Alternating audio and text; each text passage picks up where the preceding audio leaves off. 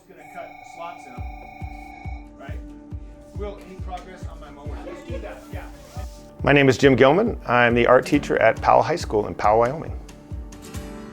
So my art classrooms, I do have a traditional classes that I do teach, an Art 1 class where I teach it the traditional way. We learn all the drawing and painting and stuff like that. And it's done very similarly to what I taught for years. But what I made the changes was I have what's called a vocational art class.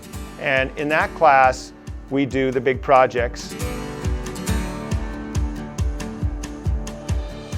Art program here is amazing. As you can see, as you walk around the halls of Powell High School, the student creativity and the work that goes into the projects that they build is absolutely amazing. I don't think it's like any place that I've ever seen or heard of. I ask the kids, you know, these are the goals, this is our goal for it when we start out at the beginning of the year, decide what we're going to do. Then we start talking about what it needs to happen.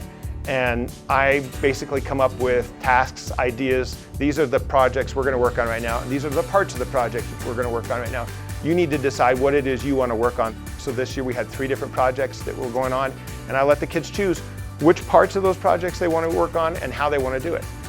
Mr. Gilman is a really great teacher. He really goes into the little details, and he's really picky about everything that you draw, you paint, you make, because it makes us better as artists. He has visions and he knows how to make them come to life.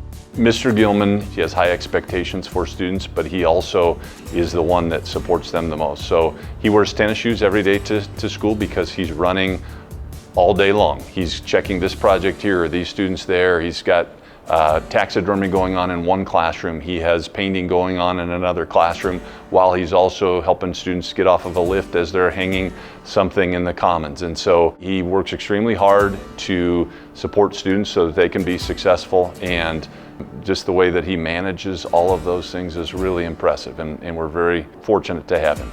This class has really made me consider pursuing some sort of degree in the art field, whether it's taxidermy or whether it's oil painting, but it also really has helped me learn other things and opened, I would say, other paths that I didn't know that I was leaning towards, and that's a really good thing when you're in high school.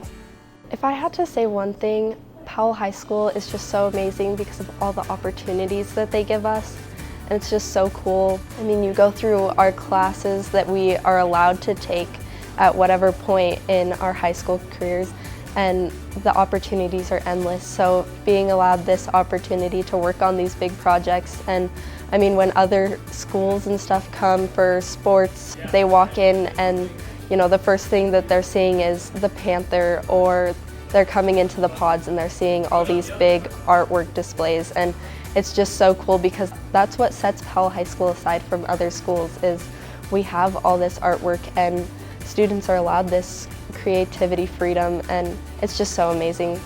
Powell School District is a phenomenal place to work. The support from the admin has been top-notch when it comes to allowing me to teach in an unconventional way. I think that other teachers have that opportunity if they choose to go that way. We have teachers who will, welding teachers, woods teachers, CAD teachers, robotics teachers, who all contribute to these projects, and we'll go to them and say, hey, this is where we're at, can you guys help us out with this? And I think that freedom to explore outside the normal realm of the normal classroom is definitely what makes this place a special place.